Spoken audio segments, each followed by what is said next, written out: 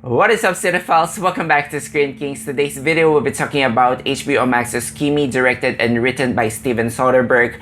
I went into this movie blind, so I thought this is gonna be some anime adaptation just by looking at the poster. We have a blue-haired girl wearing chic and comfy clothes, but apparently it's not. It's the story of an agoraphobic Seattle tech worker who uncovers a possible evidence of crime. So if she wants to get involved, she must do the thing that she fears the most, which is to leave her apartment and get into the streets. So what is Kimi? Kimi is basically your virtual voice-powered assistant, kind of like Siri and Alexa, but the main difference it has is the CEO of this company takes pride on actual people analyzing the error logs to constantly improve Kimi. So our main protagonist here is Zoë Kravitz. She plays Angela Childs. She's what we call a voice stream interpreter. She goes through the error logs and makes adjustment to the software. She discovers something that she's not supposed to, and the stakes of this discovery can be really big. Now, for a modern day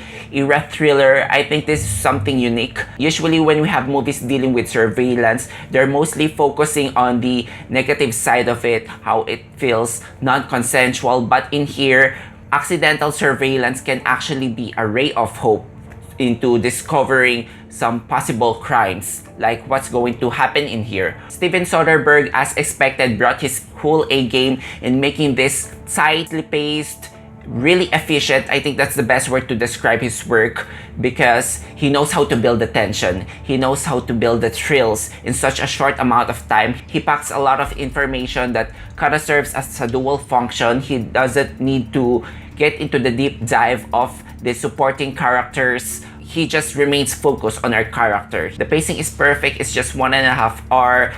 First half of the movie takes place on the apartment of Angela here, and I was not really bored because there are a lot of dynamic shots and the apartment is spacious and pretty enough. Now, when we get into the second act, where the setting of the movie takes place outside, that's where Soderbergh's style starts to kick in. He uses these frenetic shots, low handheld cameras, and accompanied by some really excellent sound design, buzzing sounds to create that sense of panic and fear and anxiety that Angela is feeling at the moment. We are really put into her perspective, where everything feels out of control. And the thing that I'm really impressed about this movie is, even if it's small scale and low budget, it has high stakes and a high concept that really is delivered from start to finish. With its tight story structure, it was able to deal with a lot of themes. There's themes with the #MeToo movement, how the corporate dynamics or the hierarchy, the sexual dynamics play in a workplace, a lot of things, because there are some tiny details here that gives you a whole picture, but at the same time, the story does not dwell long enough for it to ruin the pacing. So I think that's pretty brilliant. Also, I have to add that the story is set on a pandemic era, and I love how natural it feels, serving as a backdrop to the whole story, because it adds to the layer of anxiety that Angela has. And above all, this story is also character driven. We get to learn what are the causes of her trauma. It doesn't feel unfounded. She's a flawed character that makes her feel relatable. Initially, you might not like the character because she's too closed off and bordering on antisocial, but she has this one outstanding trait: she is an empathetic person. So I found myself really invested in her safety and in her well-being throughout the film, and I think that is a good thing, because for thrillers, you want to care about your protagonist.